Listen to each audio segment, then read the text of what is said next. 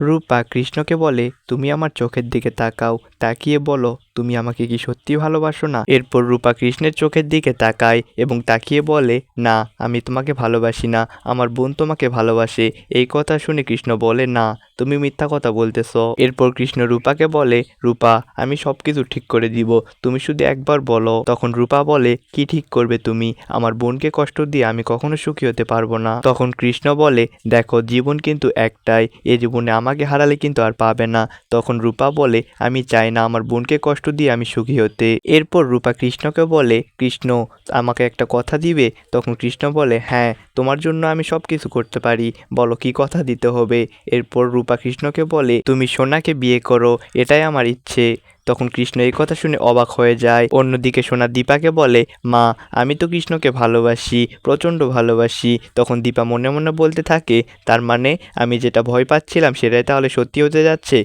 তো বন্ধুরা এটাই দেখতে পাবো আমরা অনুরাগের নতুন পর্বগুলোতে।